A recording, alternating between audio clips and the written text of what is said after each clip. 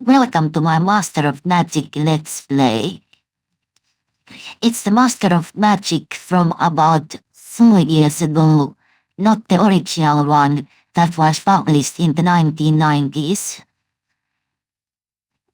I think that this is a kind of nice game, so I want to play it. Let's start a new game with custom difficulty. The score multiplier I have in here is 170%. I want to have 12 wizard picks, because I want my wizard to have lots of options in the beginning. Minimum starting gold, because we don't really need much of that in the beginning. Advanced AI skin, 2 enemies, skilled neutral armies, advanced layer defense, maximum magic intensity, because I kind of like to have the power nodes to generate lots of power. All events, full backing movement cost, large world size, hard initial economy. And this is a special one. I have edited the game's files so that I have the option to get Fang as my starting hero. Normally I wouldn't have this option, but I have edited the game's files a bit to get it, and it obviously makes the beginning a bit more easy, but I kind of like to play the game this way. No neutral towns, as I kind of find them annoying. No soul trap threat, because that's also annoying from my point of view. Cities are close to each other. My population growth is about 1.5 times the normal. Enemy towns grow 1 times the normal speed. A bit less layers. And with this reduced amount of layers, you still have lots of layers in the map, so no problem there. No water rails, and no change in the casting skill cost. Let's make a new hero for us.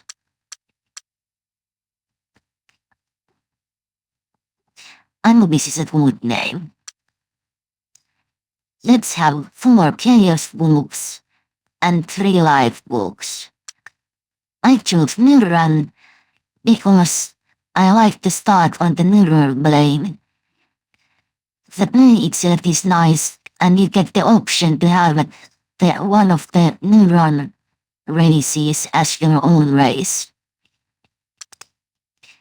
Then I want to have Stone Mason, because that makes the capital to generate much more production, which is very nice, especially in the beginning. Then power of the people, and the effect of this one is that all population generates +1 power to the wizard.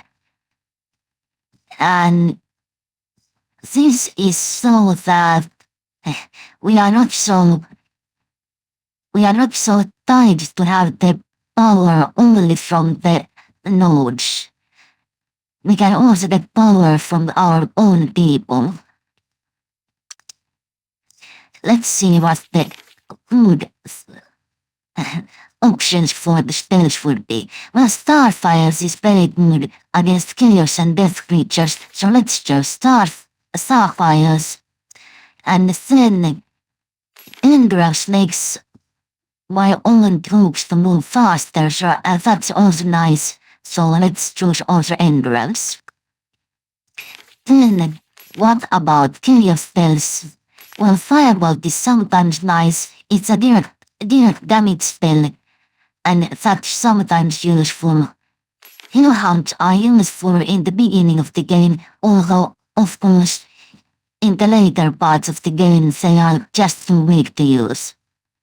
Fire Elemental will be useful even in quite late game, because it's like this throwaway summon that you can use in the combat sections of the game. I choose dragonians, and their main benefit is that they can fly. That's like the big thing with dragonians. They can fly, which means that you can move over oceans easily, and most of the enemies can't actually even reach the dragonians.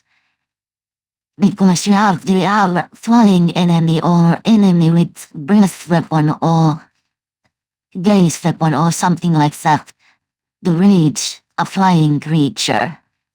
And if the enemy doesn't have that, well, they have no option to attack the dragonians. Green is good color, so let's use that. And let's begin the game. Starting the game takes some time, so I will cut that out, but see you in the game.